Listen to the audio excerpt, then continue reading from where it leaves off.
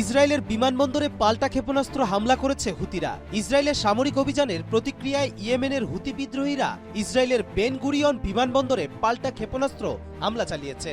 ২৭ December ভোরে Yemen থেকে ছোড়া ক্ষেপণাস্ত্রটি মধ্য ইসরায়েল জুড়ে তীব্র সতর্ক সংকেতের সৃষ্টি করে। আতঙ্কে লাখো মানুষ বাংকারে আশ্রয় নেয়। এ হামলার কারণে বেন গুরিয়ন বিমানবন্দরের কার্যক্রম ৩০ মিনিটের জন্য বন্ধ হয়ে যায়। ইসরায়েলি প্রতিরক্ষা বাহিনী জানায় ক্ষেপণাস্ত্রটি আকাশসীমায় প্রবেশ করার আগেই ধ্বংস করা হয়েছে। তবে সতর্ক সংকেতের ফলে বাংকারে প্রবেশের সময় ১৮ জন আহত হয়।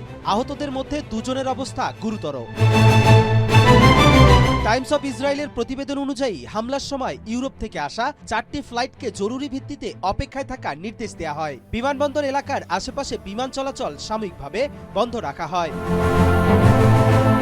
এর একদিন আগে বৃহস্পতিবার ইসরায়েল ইয়েমেনের সানা আন্তর্জাতিক বিমানবন্দর সহ হুতি বিদ্রোহীদের একাধিক স্থাপনায় হামলা চালায়। হুতি মিডিয়ার তথ্য অনুযায়ী ইসরায়েলি হামলায় অন্তত ৬ জন নিহত হন।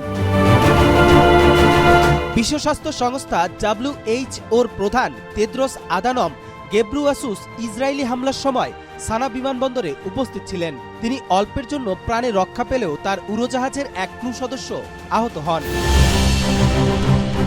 ইসরায়েলের আক্রমণের জবাবে হুতিদের এই পাল্টা হামলা দুই পক্ষের উত্তেজনা আরও তীব্র করেছে। বিশেষজ্ঞরা মনে করছেন এ সংঘাতের ফলে মধ্যপ্রাচ্যে সামগ্রিক নিরাপত্তা পরিস্থিতি আরও সংকটময় হয়ে উঠতে পারে।